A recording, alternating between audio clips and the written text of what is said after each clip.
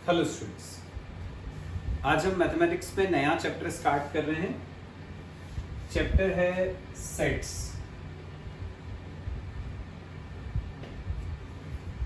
सबसे पहले अपन मतलब समझते हैं सेट का।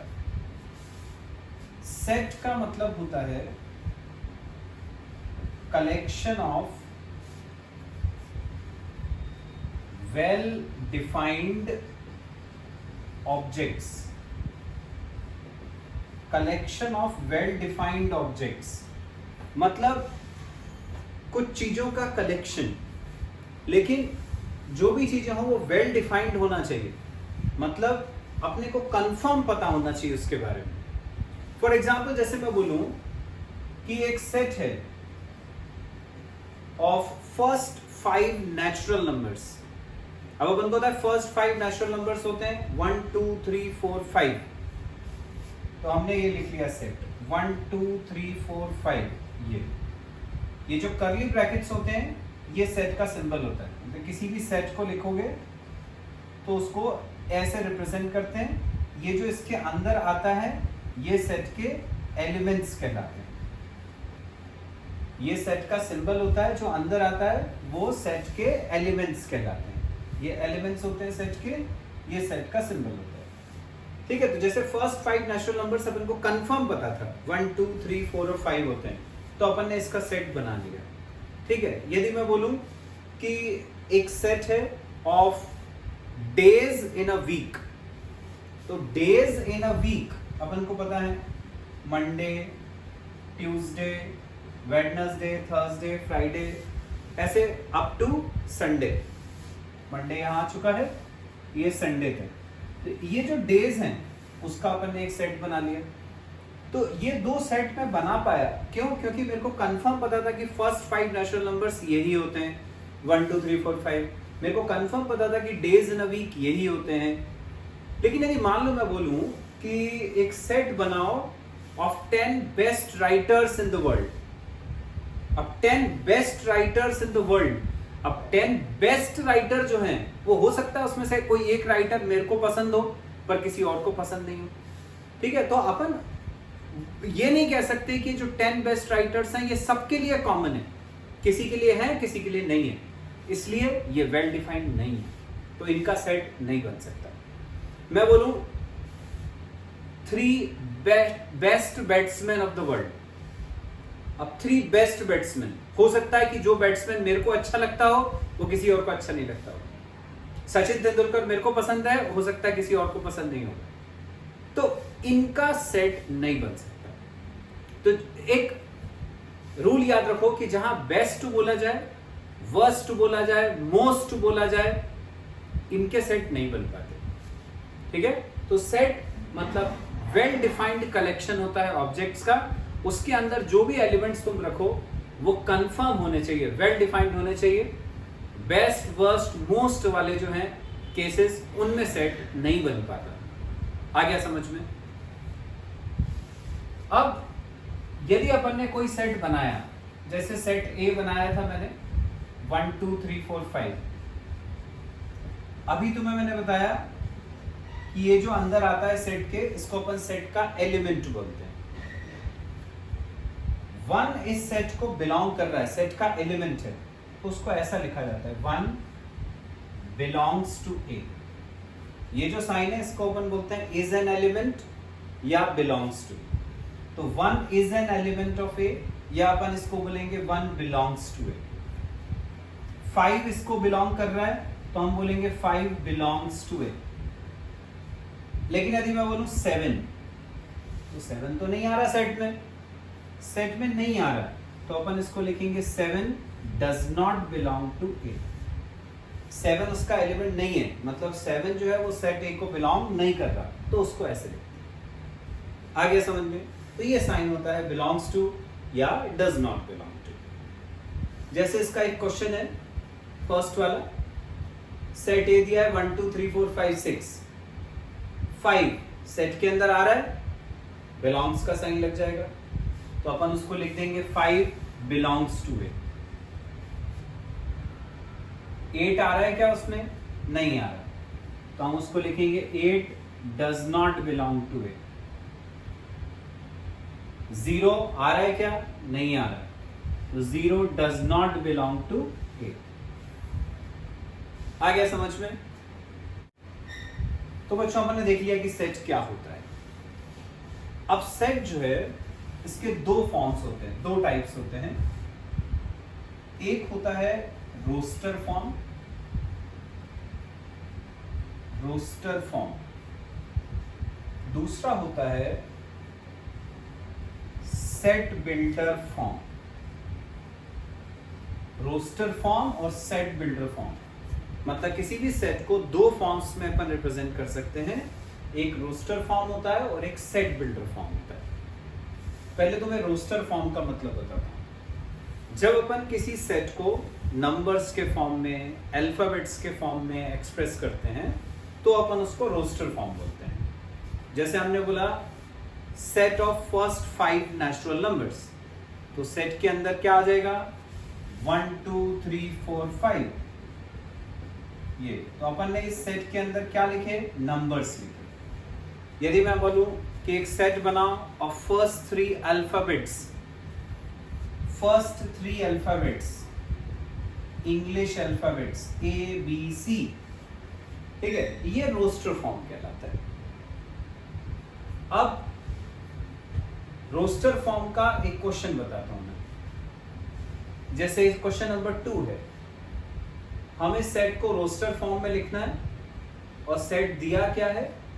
A equal to x is to x is an integer such that x is greater than or equal to -3 less than 7। ये जो ऐसे डेफिनेशन के फॉर्म में लिखा जाता है ना, इसको अपन सेट बिल्डर फॉर्म बोलते हैं। ये जो मैं अभी आगे बताऊंगा तुम्हें। अभी हमारा जो क्वेश्चन है उसमें अपन को ये जो सेट दिया हुआ उसको रोस्टर फॉर्म में लिखना है। बोला क्या है कि a x के बराबर है, a x के बराबर है, और आगे जो लिखा है वो इस x की डेफिनेशन। तो क्वेश्चन के अकॉर्डिंग जो a है वो x है, जहां x जो है वो एक इंटीजर है जिसकी वैल्यू ग्रेटर देन और इक्वल टू -3 लेस देन 7 है। ऐसा बोला है क्वेश्चन में। हमें इसको रोस्टर फॉर्म में लिखना है, मतलब ऐसे नंबर्स, अल्फाबेट्स इस फॉर्म में एक्सप्रेस करना है। तो अब क्वेश्चन में क्या बोला है? x क्या है? एक इंटीजर। कहां से कहां तक के इंटीजर लेने हैं? -3 से 7 तक के इंटीजर लेने हैं। -3 लेना है क्या? यस, क्योंकि उस पे इक्वल टू है। 7 लेना है क्या? नहीं, क्योंकि उस पे इक्वल टू नहीं है। और क्या लेना है? इनके बीच के नंबर लेने हैं। -3 से 7 तक के नंबर्स लेने हैं। -3 भी लेना है, बीच के नंबर भी लेने हैं, पर 7 नहीं लेना है। और वो नंबर्स कैसे होने चाहिए? इंटीजर। इंटीजर कैसे होते हैं? -1 -2 -3 1 2 3 4। 0 भी इंटीजर होता है। इंटीजर में क्या नहीं आता? डेसिमल वाले नंबर्स नहीं आते। तो हमें डेसिमल नहीं लेना है, सिंपल नंबर्स लेना है। -3 से 7 तक के नंबर्स, -3 -2 -1 0 1 2 3 4 5 6। 7 नहीं लेना है क्योंकि उस पे इक्वल टू नहीं लेना। आ गया, बन गया सेट। बस यही बनाना था। चलो इसी क्वेश्चन का सेकेंड पार्ट देखते हैं। 2 डिजिट नंबर्स हैं such that sum of the digits is 8। 2 digit के नंबर बनाने हैं, लेकिन वो जो नंबर्स होने चाहिए वो ऐसे होने चाहिए जिसकी जो 2 डिजिट हो उनका सम 8 है। तो सोचो सबसे छोटा 2 डिजिट का नंबर जिसकी 2 डिजिट्स का सम 8 आता हो। एक सेट बनाना है, बोला है 2 डिजिट नंबर्स का सेट बनाना है। 2 डिजिट का नंबर होना चाहिए, सम ऑफ द डिजिट्स इज 8। इस तरह से कि जो डिजिट्स अपन यूज कर रहे हैं उनका सम 8 होना चाहिए। तो अब सोचो कि सबसे छोटा नंबर 2 डिजिट का जिसकी जो 2 डिजिट्स हैं उनका सम 8 हो, क्या हो सकता है? 17। 1 + 7 8 होगा। उसके बाद 26 2 + 6 8 हो गया। 35 3 + 5 8 हो गया। आ रहे हैं? चलो बनाते हैं अपन। तो सेट अपन बना रहे हैं नंबर्स का, 2 डिजिट नंबर्स लिखने हैं। सबसे पहला नंबर 17, क्योंकि 1 + 7 8, 26, 2 + 6 8, 35, 3 + 5 8, 44, 4 + 4 8, 53, 62, ठीक है, 71, 7 + 1 8, इसके बाद 80, 8 + 0 8, उसके आगे जाऊंगा तो नहीं आ पाएगा। 80 के बाद 90 से यदि अपन लोग लेंगे तो 91, 92 किसी का भी टोटल करने पर 8 नहीं आ सकता। 91 लिया तो वो 9 + 1 10 हो जाएगा, 92 लिया तो 9 + 2 11, तो वो 8 को एक्सीड कर जाएगा। तो बस यही नंबर्स हो सकते हैं। तो ये हो गए 2 डिजिट के नंबर्स जिनकी डिजिट्स का सम 8 है। यही अपन को पता करना है। Got it? इजी था। तो ये मैंने बता दिया कि यदि कोई सेट दिया हुआ है अपन को सेट बिल्डर फॉर्म में और उसको रोस्टर फॉर्म में कन्वर्ट करना है तो अपन उसको इस तरह से कर सकते हैं। अब सेट बिल्डर फॉर्म में किसी सेट को कैसे लिखते हैं वो बता रहा हूं। सेट बिल्डर फॉर्म मतलब ऐसे डेफिनेशन के फॉर्म में लिखना है। जैसे पिछले क्वेश्चन में डेफिनेशन के फॉर्म में दिया था और अपन ने रोस्टर फॉर्म में कन्वर्ट करा था। अब अपन को डेफिनेशन के फॉर्म में लिखना होगा। जैसे मान लो यदि एक सेट दिया हुआ है तुम्हें 1 2 3, अब मैं बोलता हूं इसको सेट बिल्डर फॉर्म में कन्वर्ट करो। अभी ये किस फॉर्म में है? रोस्टर फॉर्म में। सेट बिल्डर फॉर्म में लिखना है तो सेट बिल्डर फॉर्म में लिखना है मतलब ऐसे डेफिनेशन के फॉर्म में लिखना है। तो अपन इसको लिखते हैं ऐसे, a = x, मतलब a x के बराबर है। अब यहां आगे 2 डॉट लगा के बताना पड़ता है कि x है क्या। तो x क्या है? 1 2 3 क्या होते हैं? Natural numbers. तो x belongs to n। x क्या है? एक नेचुरल नंबर है। कहां से कहां तक जा रहे हैं नेचुरल नंबर? 1 से 3 तक जा रहे हैं। 1 भी आ रहा है, 3 भी आ रहा है, बीच के नंबर भी आ रहे हैं।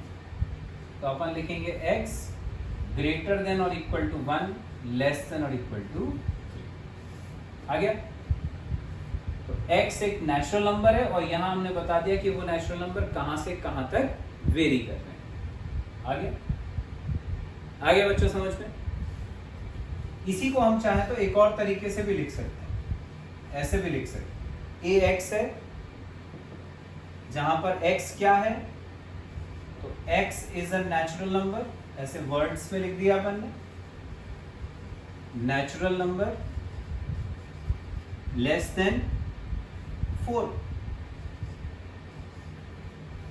x क्या है? एक नेचुरल नंबर है लेस देन 4, क्योंकि तुम्हें दिख रहा है कि ये जो 3 है वो 4 से लेस है। तो यदि अपन 4 से छोटे नेचुरल नंबर्स का सेट बनाएं तो वो बनेगा 1 2 3, वही तो है ये वाला सेट। आ गया?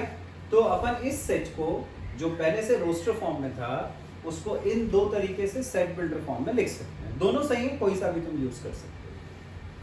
चलो क्वेश्चन देखते हैं इसका। क्वेश्चन नंबर 3 का फर्स्ट पार्ट। सेट दिया हुआ है 3 6 9 12, 3 6 9 12। हमें इसको लिखना है सेट बिल्डर फॉर्म में।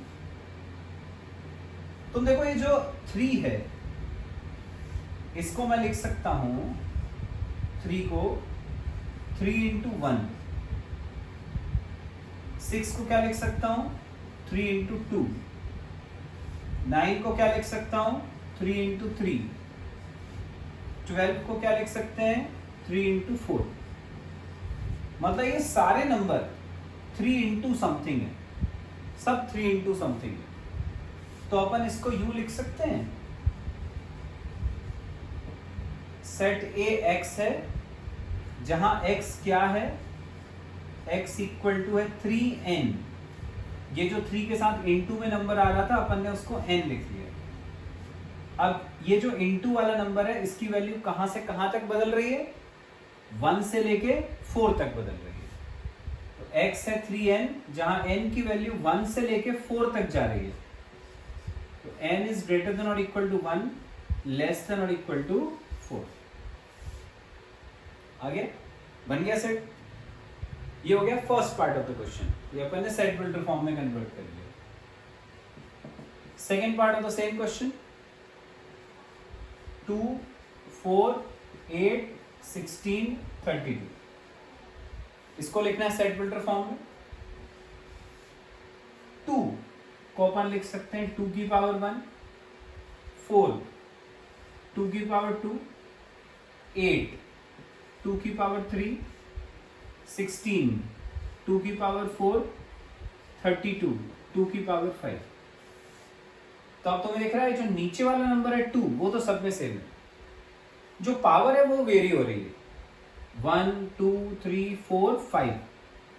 मतलब ये तुम्हें समझ में आ गया होगा, ये 2 की पावर n के फॉर्म का नंबर है।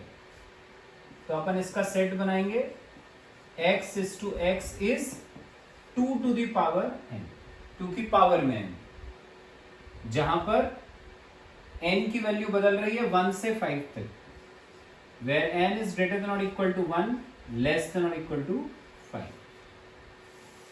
बन गया इसका सेट बिल्डर फॉर्म। आ गया बच्चों समझ में? अब बच्चों हम सेट के कुछ और टाइप्स देखते हैं, जैसे नल सेट। नल सेट का मतलब होता है ऐसा सेट जिसके अंदर कोई एलिमेंट्स नहीं आ रहा। नल मतलब नथिंग, कुछ नहीं है उसके अंदर, खाली सेट। यदि कोई सेट ऐसा है जिसके अंदर कुछ नहीं है तो अपन इसको नल सेट बोलते हैं। अब यदि जैसे अपने को बोला जाता है कि बताओ कि ये सेट नल सेट है या नहीं, तो बताता हूं कैसे पता करते हैं। जैसे क्वेश्चन है, set of odd natural numbers divisible by 2। अपन को पता ये करना है कि क्या ऑड नेचुरल नंबर्स का कोई सेट हो सकता है जो नंबर 2 से कटते हैं। तो सोचो क्या कोई ऐसा ऑड नंबर है जो 2 से कटता हो। ऑड नंबर तुम जानते हो 1 3 5 7 9 ये सब होते हैं। 1 2 से कटता है क्या? नहीं। 3 कटता है क्या? नहीं। 5 नहीं। 7 नहीं। कोई भी ऑड नंबर ऐसा होता ही नहीं है जो 2 से कटे। मतलब अपन इस सेट के अंदर कुछ लिख सकते हैं क्या? नहीं लिख सकते। मतलब ये सेट खाली सेट रहेगा, एम्प्टी सेट। इसका मतलब कि it is a null set. ठीक है, तो यदि तुमसे बोला जाता है कि बताओ फर्स्ट वाला नल सेट है क्या, तो yes it is a null set. Second है set of even prime numbers.